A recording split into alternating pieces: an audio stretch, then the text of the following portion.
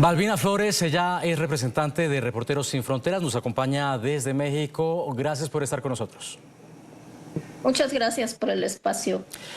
¿Por qué México sigue siendo el más letal? Una problemática vigente en el gobierno de Claudia Sheinbaum, como lo fue en la época de su antecesor Andrés Manuel López Obrador. Bueno, una de las primeras respuestas a esta espiral de violencia en contra de la prensa en México, ¿por qué sigue pasando? Yo creo que una de las principales causas por las que siguen ocurriendo estos asesinatos de reporteros en las regiones locales de México tienen que ver con dos situaciones. Una, por un lado, los contextos de violencia que se mantienen en varios estados del país, y por otra parte, la impunidad que sigue manteniéndose en México en más del 92%, es decir, los asesinatos de periodistas siguen siendo un gran reto para el gobierno actual porque no se ha logrado retroceder en este aspecto. Sí, le decía, son 13 homicidios en América Latina, de los cuales 8 se han cometido en México. Y una de las situaciones más graves fue la de Cayetano Jesús Guerrero, que fue asesinado pese a estar inscrito desde 2014 en el Programa Federal de Protección a Periodistas. ¿Qué está pasando con ese mecanismo? Bueno, como bien lo señala Reporteros Sin Fronteras en esta comunicación, uno de los llamados principales que se hace es a fortalecer los mecanismos de protección en América Latina y desde luego en México. Ahora, ¿qué está pasando con los mecanismos? En el caso de México, lo que está pasando, por un lado, es el incremento en las peticiones de incorporación al mecanismo, que ha ido más del 60% en relación a otros años.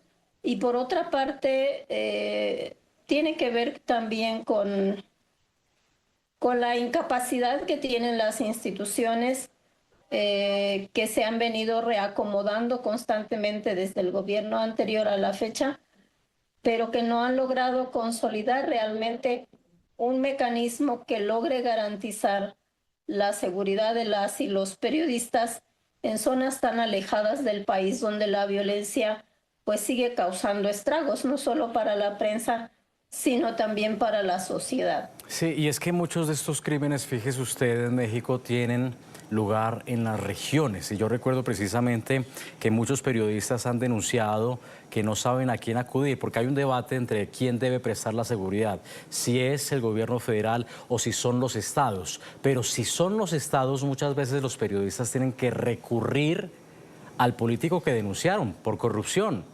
Ese político, ese gobierno, esa autoridad que denunciaron son las que tienen entonces esa autoridad para prestarles esa seguridad.